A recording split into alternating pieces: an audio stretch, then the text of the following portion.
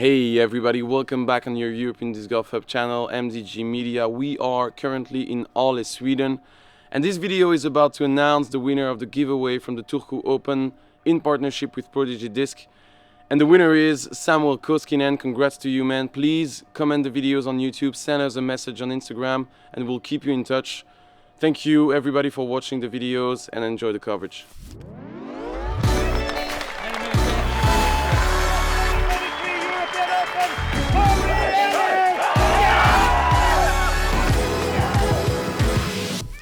Hey everybody, welcome back on MDG Media, your European Disc Golf Hub channel. This is the second round of the MPO card 2024 Ale Open presented by Prodigy Disc. This is the sixth stop on the DGPT Europe this summer. I'm Maxime Tanghe and with me Elias Lukonen. What's up Max, what's up viewers, nice to be here. Looking at this coverage from a course that I feel like a lot of our players have titled the best course in the world. What do you think about that? Best venue, man. That's definitely that's my first time here, and the course is stunning. Layout is amazing. Every hole is something special. So definitely agreeing with that. Yeah, for sure, and crazy details also on the course. Round one, Davidsson with the hot round of 9 under. A really good player for this course. He has that penetrating, hard thrown backhand and a very accurate short forehand. Let's go, man. And a second on the tee we'll have Augustsson, our European champion, representing Innova Discs. He's heating up this season. It was a pretty tough start for him, and now we have him a bit more on lead cards. Pretty excited about that. And third on the card, Björn Marrandi from Estonia. His first time ever on a big event lead card. He said he was a little bit nervous before the round, but he's got great talent both on backhand and forehand. And fourth on the card we'll have James Proctor. What to say about him, man? Coming from the States, representing a lot of brands, Infinite, Alpha, Thought Space. Let's go, man. Pretty happy to have him on the lead on the second day.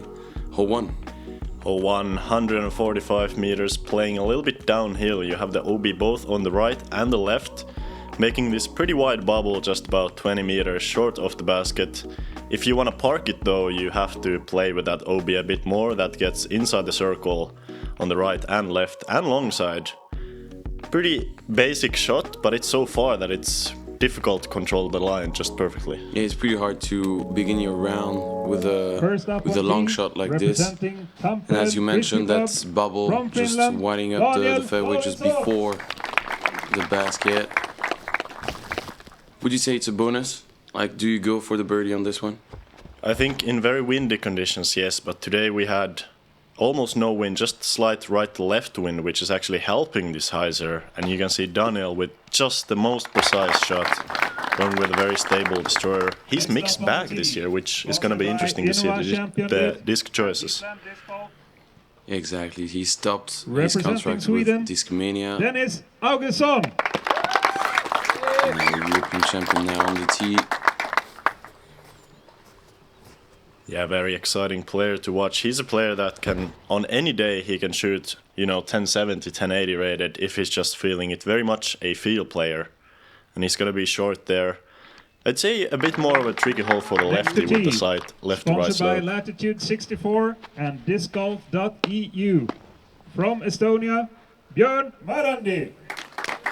So you were caddying for him at the start of the round also, and you were mentioning that he was a bit nervous about being on a lead card, cameras and everything.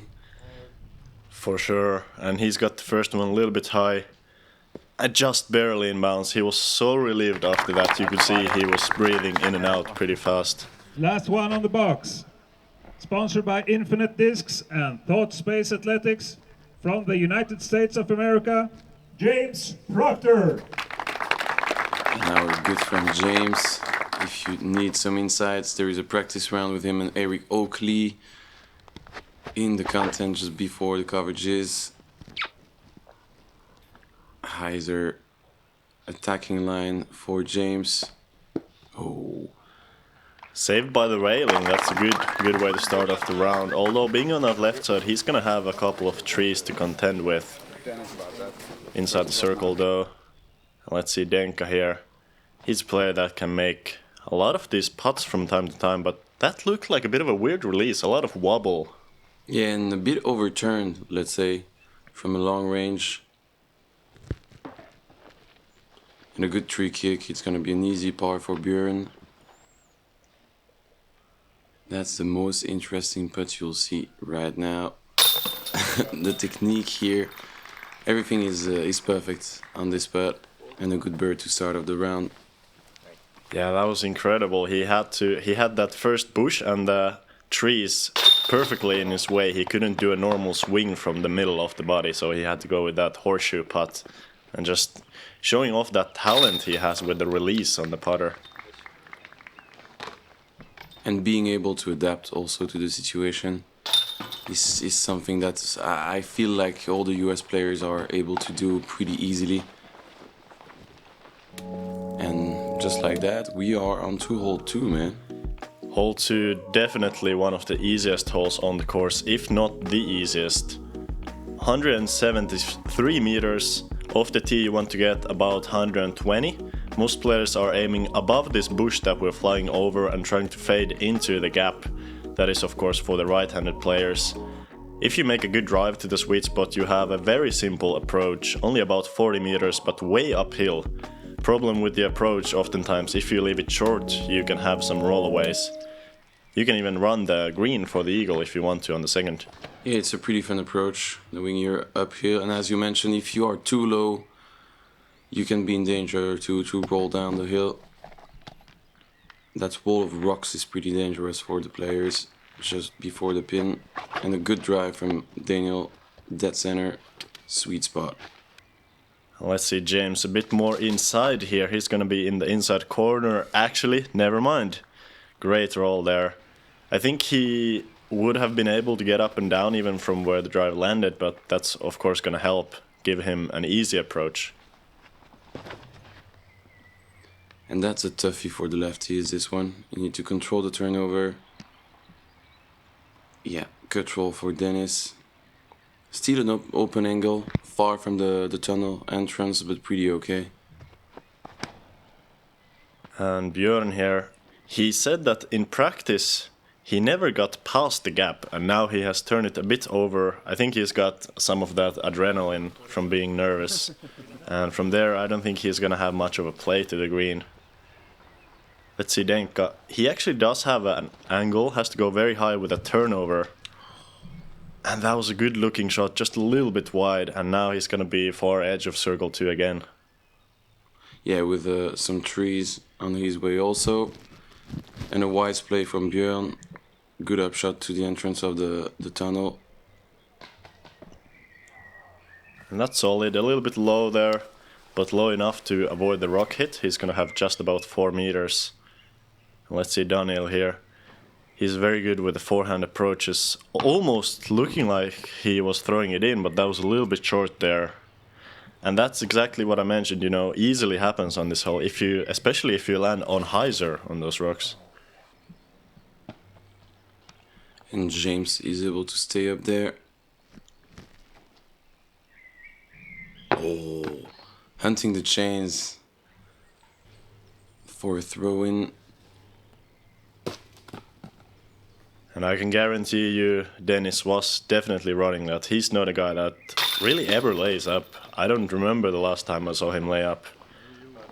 As we see, a good birdie from James. This is a one you would like to get, and I'm a little bit surprised that he's going to be the only one on the card getting the birdie here. Yeah, unfortunate roll away for Daniel. The approach looked pretty nice. Just, yeah, unfortunate kick on that wall, protecting the basket.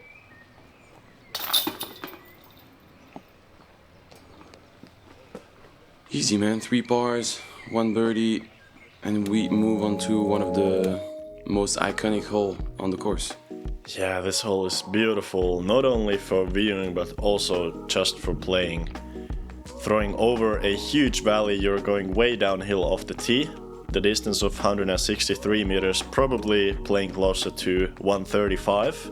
You have 2 gaps, you can either go straight with a bit of a right turning shot, or you can go for a huge right-hand backhand hyzer. The main problem on this hole is that you need to get over the initial trees, and if you do, you're usually gonna be safe. And you need to make that island or you will go to the drop zone down that hill, and that's a good looking shot for James. Yeah, great line. Gonna be a little bit short. I feel like that's a common result here. It's pretty tricky to get all the way there with the hyzer. If you want the distance, you probably need to be a bit lower on the release. Maybe find a way to flip up your disc and fade at the end. That's a good shot. Yeah, kind of like that. Daniel was actually a little bit stressed about his disc being too low, and I think Denka is gonna feel the same. Luckily avoiding those trees to the left though, but he's gonna be, once again, he's gonna be on that far edge of circle 2. Not really getting close to the basket right now. Oh, and this needs to fade as fast as possible. Yeah, going towards the right side, OB, but look at that break. He was most definitely gonna find the right side OB, but he's gonna have an easy par, even run for the birdie. Yeah, good glidey approach, jump up. Same for Danka. And you were talking about that common result. It's pretty okay to have that uphill putt from C2 range. That's a birdie opportunity. Nobody able to have a green box on the scorecard on hole 3, but the par is fine on this one. Yeah, par is very much okay. As you mentioned, forced drop zone here if you miss that island, and from the drop zone, the bogey isn't even a gimme. You can easily, mess up your approach and get a double if you miss the island on the first. Yeah, I can't agree more. Drop zone is really tough. Everything you want is to be on that island and take the par.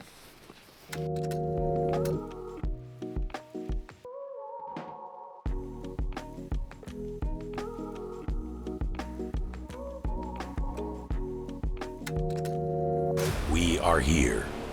We are one. We will fight. We will fall. We will prevail. From the fjords of Norway to the shores of Spain, from the fire of Iceland to the hope of Ukraine, 30 countries, one voice. Go Europe! On to hole 4, what to say about this one? Man, hole 4, I think it is one of the most difficult holes on the course. It's not playing super far as a par 4, but there's a lot of OB you can find and a tricky line both on the drive and on the approach. On the drive, you need to keep your disc flying straight. You want to get pretty far down there to the landing zone, hopefully as close to the left side OB as possible without finding it. And from there, depending how far you find your drive, you're gonna have a straight or a bit of a forehand approach to this green. OB behind, slope under the basket. There's so many features that make this hole difficult. And I was surprised about this line. That's the first time I'm seeing, even during the practice round, nobody was going over with that hyzer shot. But that looks pretty comfortable in the end. Yeah, good shot, and I think looks like Daniel is going for the same shot here. I think that's all down to the wind being very much down. It was raining earlier in the day, not that much rain right now, but the wind is still very much down. So there's commonly a headwind on this hole that doesn't really allow for that big hyzer, Okay, Dennis OB not able to stay in bounds on that first tee shot. And that's a good looking drive if it can fade. Yep, very nicely done. Björn said he wasn't really that comfortable on this hole throwing the drive, which I fully agree. It's a tough angle control going downhill. And this is Dennis from the drop zone. It's once again a forced drop zone if you go OB off the tee. And look at this shot. Beautiful fairway driver, just straight, pure through the gap, and he's gonna have a putt for the par. Great bounce back for Dennis from the drop zone. It's a real toughie. And who do we have there? Man, I don't know what I'm doing there. I was trying to calm the nerves of Björn a little bit down. I asked if he wants me to caddy for him, and he said, maybe it's good. And Daniel, that's a great kick. The forehand approach is usually good on this hole, but you do need to commit through the gap with that forehand. Oh, lucky break for Björn. That's gonna be a tight angle from that right side. 30-35 meters left maybe. Yeah, incredible luck. He would have had to throw his fourth shot from this side of the OB had that not kicked over. And James, solid looking approach, but that's kind of in that range where it's really difficult to run with the OB behind and the slope, you know? It's better to be a bit longer and left side. Just crash into that hillside if you are missing the chains, and that is overcooked. Yeah, ending up OB. Yeah, I needed a bit more touch on this one. Yeah, just threw it too hard. And you can see this is the common play from here. Daniel just laying up. James being very comfortable on the green, running it. And that's a very respectable effort from there. Yeah, a really risky one. But he's so comfortable on the green. And yeah, missing the chains for Björn. Early release. Now Dennis with an awesome save from the drop zone. Man, I love his putting stroke. I probably wouldn't teach that to a new player. You know, very quick, snappy putting stroke with a short follow through. But he makes it look so easy. Yeah, and not too much thinking also on Dennis' side. He likes to go really fast. With the flow, you were mentioning it on the first hole. It's all about feeling in Dennis's head.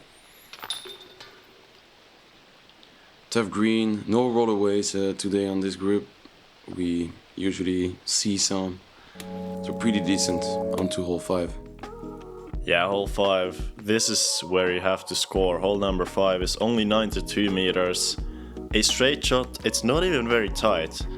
And while it looks like you have a low ceiling, oftentimes you can even hit the high branches and still make it inside the circle. This is a hole that each and every one of these players have to birdie if they want to keep pace with the rest of the field. Yeah, it's a must get. One of the easiest on the course. And that's a beauty. Slightly turnover shot is the play. You can also go straight. Great shot inside the circle. Exactly what he needs. And Daniel more comfortable with the forehand on these types of shots. I believe going with the fairway driver. Getting kind of lucky through the trees. That wasn't the best shot from him, kind of turning it to the left. And he's gonna have a look from C2. Miss those branches going through. Yeah, lucky break. It was too early, out of the hand for Dennis. Good result. And Björn going with a suspect here. Another forehand with kind of laterally release, you know, same as the last hole. He said to me that he feels like his forehand might be broken, which is pretty concerning coming from an Estonian guy. That's a much better one though. Gonna have a chance to save the par. Yeah, 8 meters to save the par. Oh yeah. Again, not too much thinking. First birdie for Dennis. Amazing putting stroke. And we'll have our first replay. Yeah, that's great. Clean release, especially compared to, you know, hole 1's. Very fluttery this time. Perfectly, almost perfectly clean. So clean. Putting technique for Dennis. Impresses me all the time. Oh yeah. Left side barely stays in. And a great C2 putt for Daniel. Second birdie of the round. Yeah, that's great to see, you know. Throughout his career, he hasn't really been known as the best putter. I feel like he's always been known for being a great driver, but putting, he's been working on that throughout the winter, and I feel like it's showing. You know, his stroke is looking pretty smooth. Yeah, it's working definitely, and a good putt for James also to join the party. Yeah, third birdies out of the 5 first holes. Pretty solid start for James. For sure, I'd say even the first 4 may be the most difficult stretch on the course. You know, you can have a lot of chance for throwing into the OB and getting some bogeys. And we are Heading to hole 6, island hole. Yeah, very interesting hole. 103 meters though, playing much shorter, probably in reality playing like 75 or 80 meters. Way downhill, and the island, while it is big on the left side, you do have some space to finish out to the left if you want to. If you finish left, you're putting directly towards the OB river behind the basket. So it's all about speed and angle control here. Very easy to go long, but also, if you're thinking about that, very easy to go short. Yeah, you really need to control your height. I think it's the main point on this one. That's looking pretty okay. Oh, barely makes the island, just over those logs. But he's fine. Inside the sulcur, he will have a 4th birdie opportunity. And Daniel going with a very beat-in pig here. So that short forehand is gonna look at that angle control, able to flip it up to flat with a soft landing. That's very impressive with the forehand. Smooth. Advantage to the lefties, you'd say, on this drive? I think it's pretty much 50-50. If you like that hyzer release, like Dennis, he loves that flat to slight hyzer release. I think he's gonna have a easy time on this hole, as you can see. And Björn here, trying to find his forehand, getting some flip up as well. This looks a little bit inside though, really needs to sit down. And it does. Yeah, thanks to the wet weather, I'd say. Not too much groundwork.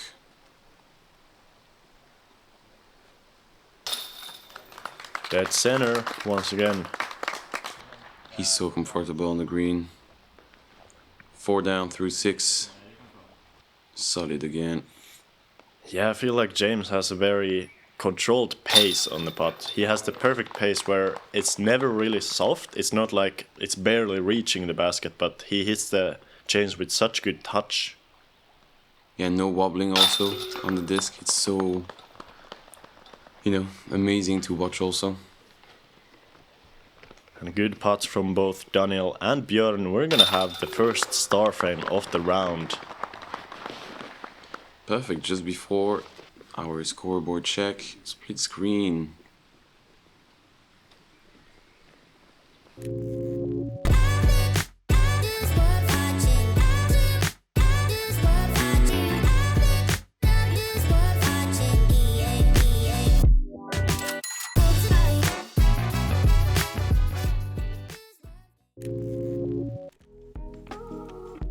On to hole 7.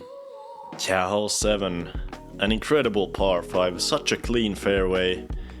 It's pretty wide, but it's definitely missable if you miss your angle, either to the right or to the left. You want to throw something straight with the slightest of right finish at the end of the tee.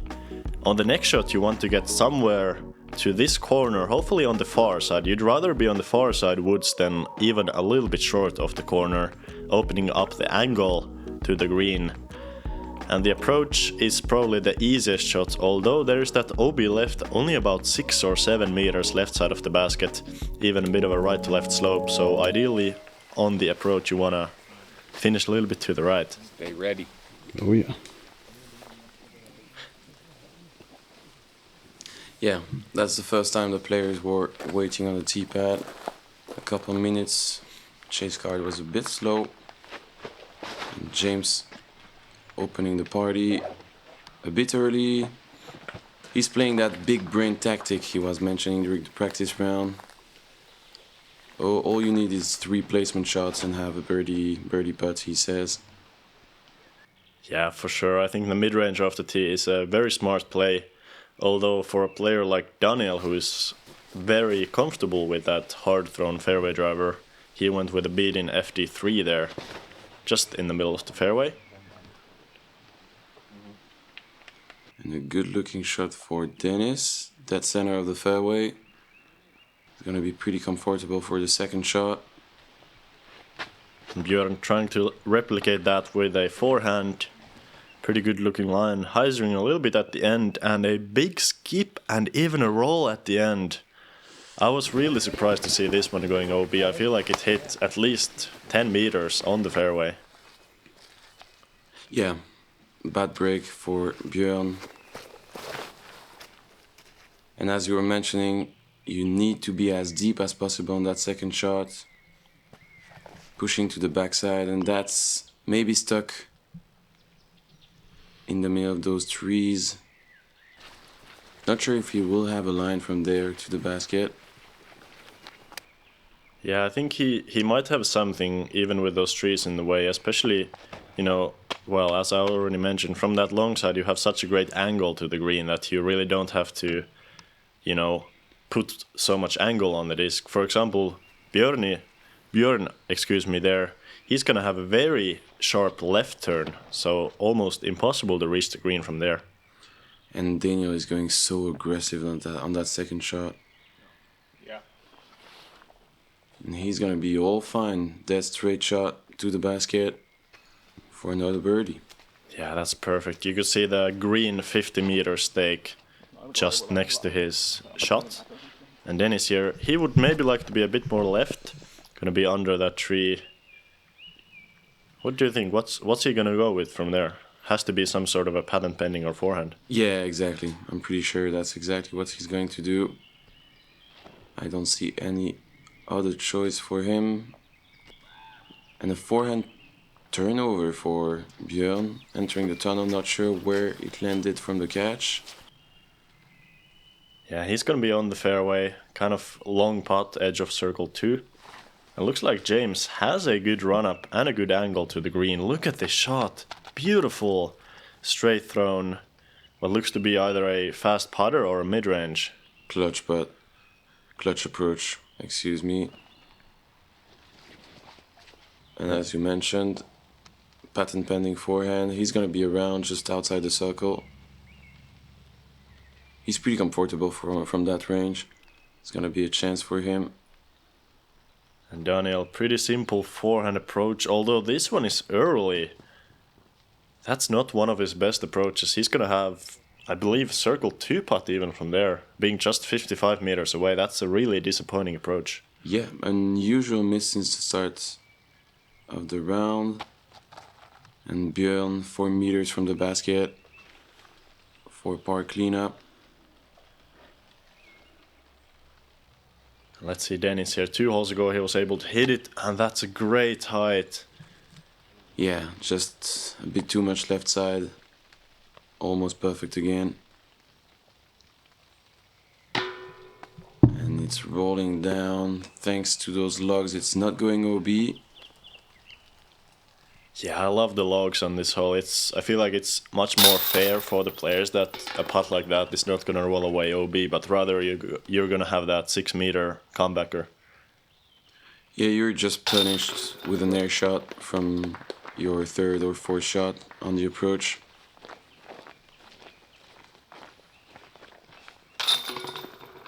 And just like that, James is gonna tie up Daniel for the lead. Solid start for James. 5 through 7. Yeah, that's super good. Keeping in mind that hot round in round number 1 was 9 under, so he's well on pace to match or even beat that. Exactly, hole 8. Beautiful one. Yeah, super pretty hole. Once again, like on hole number 3, we're going over a valley, 132 meters. Perfect shot here is just a dead straight. You can go fairway driver if you throw very hard, or most players going with a distance driver. Try to get it up there with a pretty low shot, keep it as straight as possible, and a lot of the times you're gonna have a putt, but it's pretty tricky hole to park. I feel like a lot of putts are from edge of circle 1 or even circle 2. Yeah, yesterday Harvard showed everybody the way with a turnover, low line, and that's a common, landing zone on that left side, just fading and ending just outside the circle. And Daniel once again going with that beat in FD3. And that's a decent shot, just a little bit short. He was even surprised himself. He said that he didn't have to throw it maybe that soft, so clearly taking some power off the drive. Yeah, with an FD3, man. It's not even a distance driver. Crazy. What is his max distance, you would say? I think Daniel Daniel made a video on YouTube where he tried his max distance, and I think the best ones went to 180 meters. So very far throwing player. And Björn also throwing with some good distance here. He's going hyzer around the right side, but that's a little bit outside. He wanted to fade just in front of those trees to get in the circle. And he's going to be in a really tough spot. Both him and Denka on this right side, they have a tiny gap that they have to throw through. Yeah, they are. He's up there. He's gonna have a look, long range. That's the worst spot you can end up. Yeah, just barely getting over the hill, and both of them are gonna have C2 looks now for the par. Not what you want on this hole. It's, you know, just right there in front of you, and that's gonna be a very disappointing miss, even from that far out. Yeah, heavy chains just over the front cage. Oh. And same for Dennis. Good line, just a bit too low. Not able to save the par. First mistake for Dennis. Ouch. Good line, a bit too high, catching the band. Not bad with the footing also. Oh my god. So close, both. I feel like everybody was just so close of making that. Daniel mentioned that he wasn't very pleased with the way that the disc came out in a slight anhyzer. So, you know, usually he's trying to putt flat or with just the slightest bit of hyzer, but putting some anhyzer there, pushing it to the right. And yeah, no birdies on this hole. That's pretty surprising. Last hole of the front nine. Last hole, one of the most beautiful ones as well. 146 meters, playing a little bit shorter with the downhill.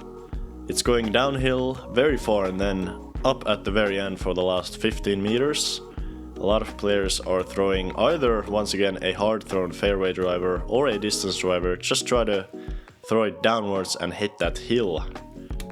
Important to keep your disc going straight. You can do that with a, you know, slightly understable disc, maybe with a small hyzer flip. Yeah, that's the common play, I'm pretty sure. Hyzer flip up with the understable disc. You can also crash on that left side. It's gonna be an uphill putt for James. Common landing zone.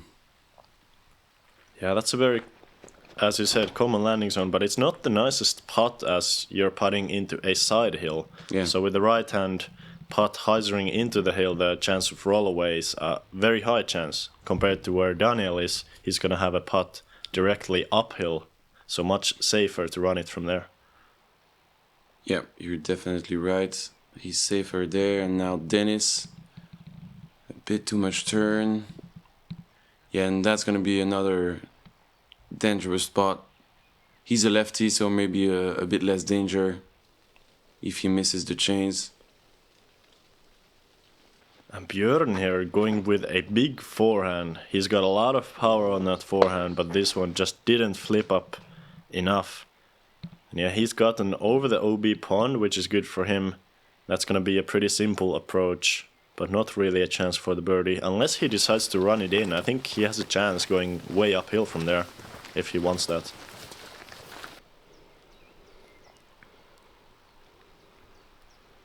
Yeah, 45 meters approach for Björn.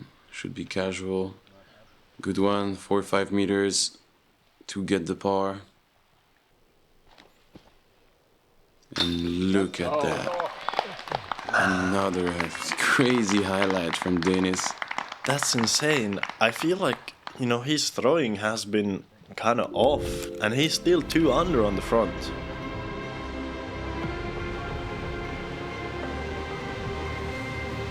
Slightly wobbly. Perfect height into the chains. Amazing. Yeah, that's insane, but that's kind of what he does, you know. He doesn't look like he's playing that amazing, but then he hits a couple of incredible putts and all of the sudden he's 2 under.